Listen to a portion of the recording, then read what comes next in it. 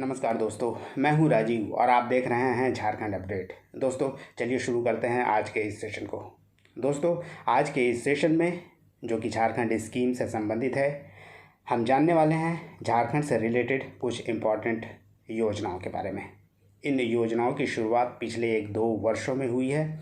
तो आइए शुरुआत करते हैं इस सेशन को और इसमें जानेंगे हम आजीविका संवर्धन हुनर अभियान के बारे में, फूलो झानो आशीर्वाद योजना, सोना सुगरन धोती साड़ी योजना, दीदी बाड़ी योजना, बिरसा हरित ग्राम योजना, नीलांबर पीताम्बर जल समृद्धि योजना, वीर शहीद पोतो हो विकास योजना और किक फॉर झारखंड।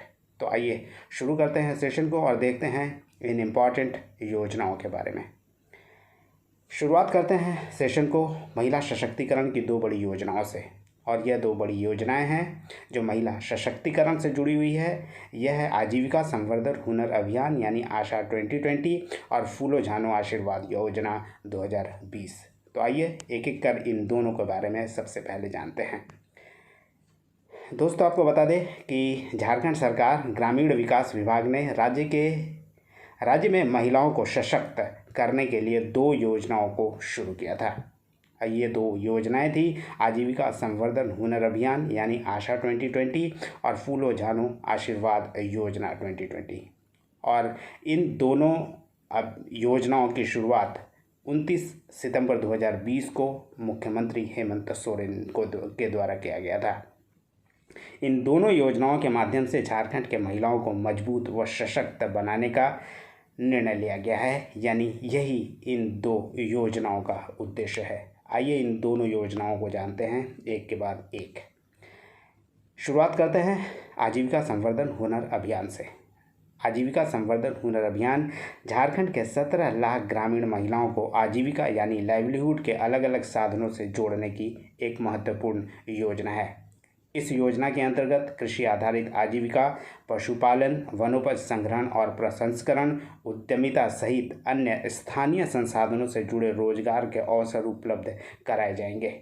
JSLPS यानी Jharkhand state livelihood promotion society द्वारा संचालित विभिन्न परियोजनाओं के तहत करीब 12,000 करोड़ रुपए के राशि का प्रावधान इसके तहत किया गया है और 3.6 लाख यानी 3,60,000 प्रवासियों के भारत को आशा के तहत लाभ होगा। यानी तो विशेषकर जो प्रवासी कोविड-19 के दौरान झारखंड वापस लौटे हैं, उनको ध्यान में रखते हुए इस योजना की शुरुआत की गई थी।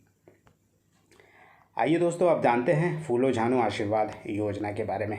फूलो झानो आशीर्वाद योजना के तहत हड़िया दारू निर्माण और बिक्री से जुड़ी झारखंड की ग्रामीण महिलाओं को चिन्हित कर उन्हें सम्मानजनक आजीविका से जोड़ना इस फूलो झानो आशीर्वाद योजना का उद्देश्य है।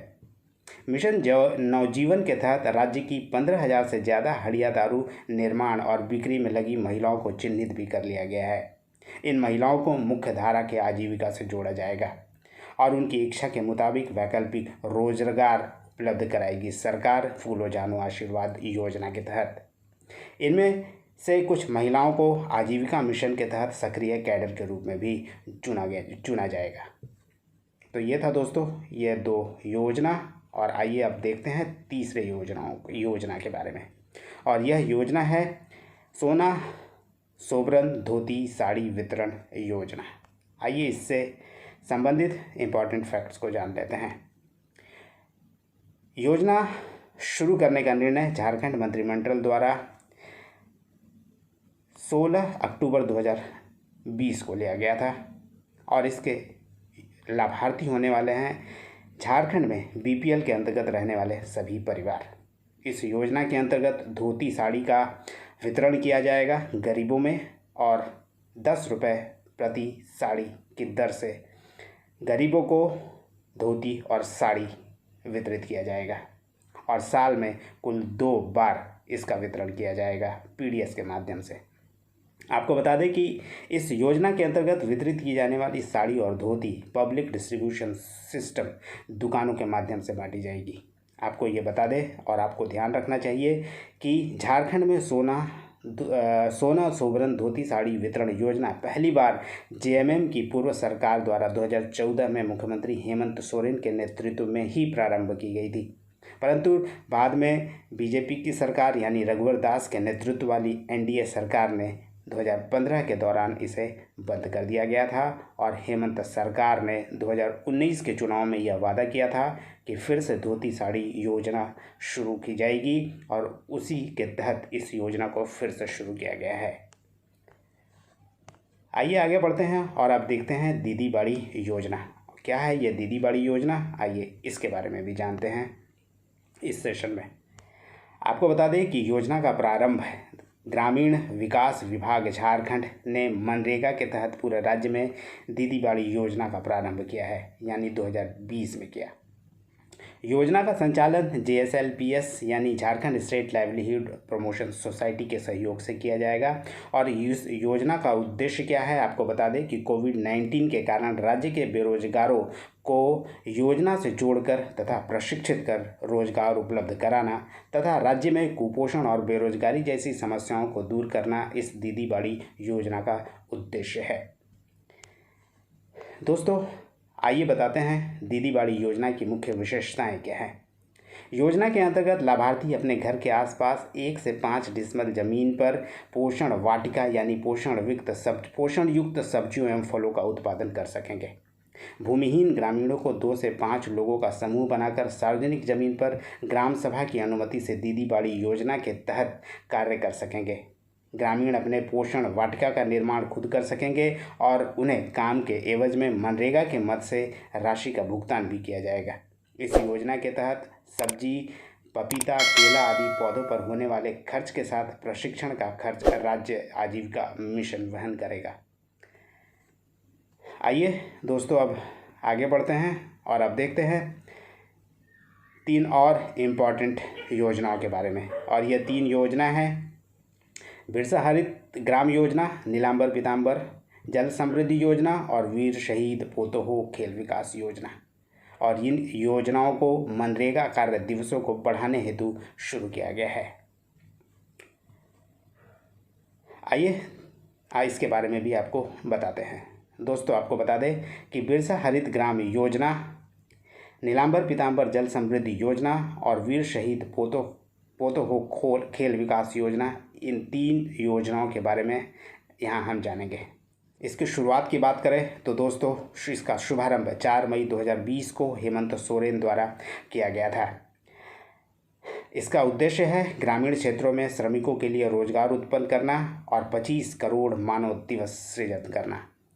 योजना का संचालन ग्रामीण विकास विभाग द्वारा किया जाएगा और इस पर बजट निर्धारित है 20,000 करोड़ रुपए। ये तीनों योजनाएं यानी बिरसा हरित ग्राम योजना, नीलांबर पीतांबर जल समृद्धि योजना और वीर शहीद पोतोहो खेल विकास योजना क्रमशः पर्यावरण संरक्षण, जल संरक्षण और खेल संरक्षण पर आधारित है। आइए इसे भी एक एक कर जानते हैं डिटेल में। बिरसा हरित ग्राम योजना की बात करें तो दोस्तों इसका मुख्य उद्देश्य है प्रवासी मजदूरों को रोजगार प्रदान करना, साथ ही पर्यावरण संरक्षण को प्रोत्साहित करना। यानी बिरसा हरित ग्राम योजना पर्यावरण संरक्षण पर आधारित है।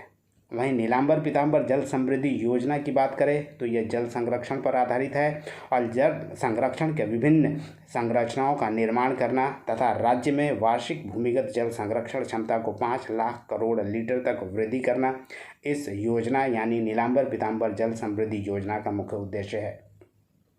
वहीं तीसरी योजना पोतोहो खेल विकास योजना की बात करें तो यह खेल के विकास से संबंधित है और इसका मुख्य उद्देश्य है झारखंड के लगभग सभी 4,300 पंचायतों में कुल 5,000 खेल के मैदान को विकसित करना है।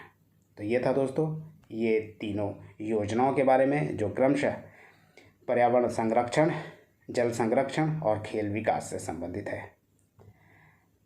आइए अब जानते हैं किक फॉर झारखंड क्या है।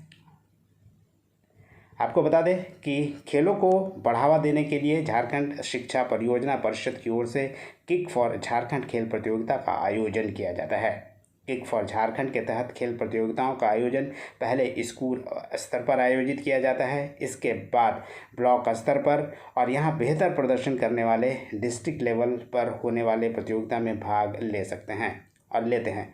इसके बाद स्टेट लेवल कंपटीशन के लिए खिलाड़ी छात्रों का चयन किया जाता है। यानी स्कूल लेवल पर अच्छा प्रदर्शन करने पर ब्लॉक लेवल में अच्छा प्रदर्शन करने पर डिस्ट्रिक्ट लेवल में, और डिस्ट्रिक्ट लेवल में अगर एक खिलाड़ी अच्छा प्रदर्शन करता है तो उसे स्टेट लेवल के कंपटीशन में पार्टिसिपेट करने का मौका मिलता है। इसका मुख्य उद्देश्य ग्रामीण क्षेत्रों के बच्चों में खेल भावना को जागृत करना तथा ग्रामीण के बीच खेल के प्रति एक सकारात्मक माहौल तैयार करना किक फॉर झारखंड का उद्देश्य है। तो ये था दोस्तों आज का सेशन। उम्मीद करता हूँ आपको पसंद आया होगा। फिर मिलते हैं अगले सेशन में, तब तक जुड़े रहिए झारखंड अपडेट के साथ। धन्यवाद।